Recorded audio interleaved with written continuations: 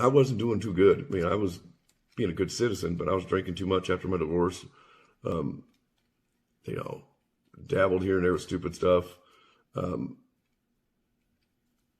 I didn't have much family. My sisters were so much older than me. They just never really were a part of my life. My friends were my life. That was my most important thing. And my mom. My mom was my rock. I could do no wrong, you know. If I could rob a bank and she'd find a good reason for me to do it. So it's been kind of been a rough time. So then about, what was it, 2017, I bought a motorcycle in May, a Harley, at a midlife crisis. I was looking for something to make me happy, I suppose. So October 3rd, I forget it, and went down to my buddy's restaurant. And I maybe drank a little too much, but I didn't think I was very drunk. Well, I drove that motorcycle home because I didn't want to leave my motorcycle overnight. And I wrecked pretty bad.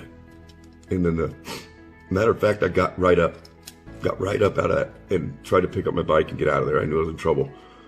Cops had showed up, an ambulance showed up. I refused medical attention. I passed my field sobriety test, all that good stuff, but I refused to blow. So I was kind of almost charged automatically.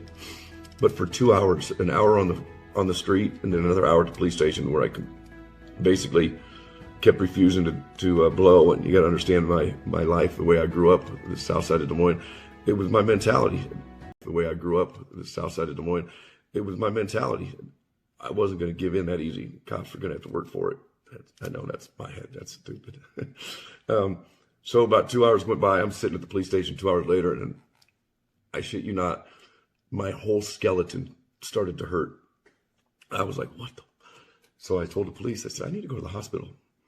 He said, for what? I said, I just need to go to the hospital. I'm hurt. Well, you were fine out on the street, and I ain't gonna kid. I yelled at him. I ain't fine now. So they took me to the hospital.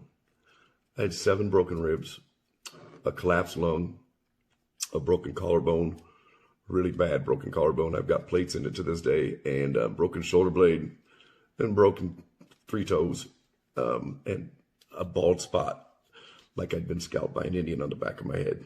I mean, raw. My whole backside of my head was raw. So then eventually I was fired for the OWI because I had to drive a truck and equipment at work, and you had to have a CDL license.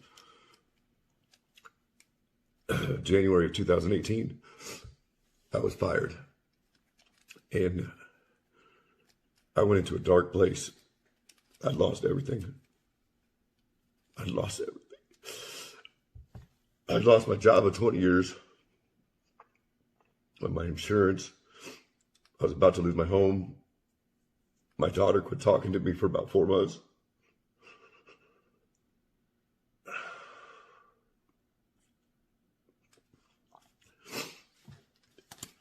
I was her coach.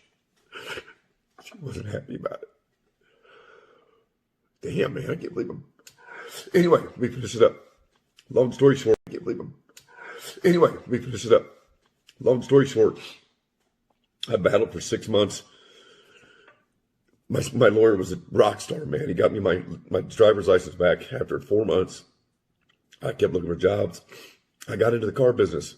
I didn't know what else I could do. I got rejected by 5 other dealerships because they couldn't hire me for insurance reasons because of my driving, obviously the OWI.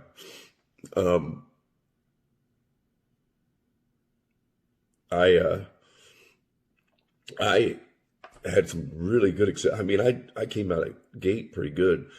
Next thing you know, I'm second leading salesman after not even a year. And the only guy ahead of me is the guy that's been doing it for 20 years. It was a natural thing for me to be a salesman.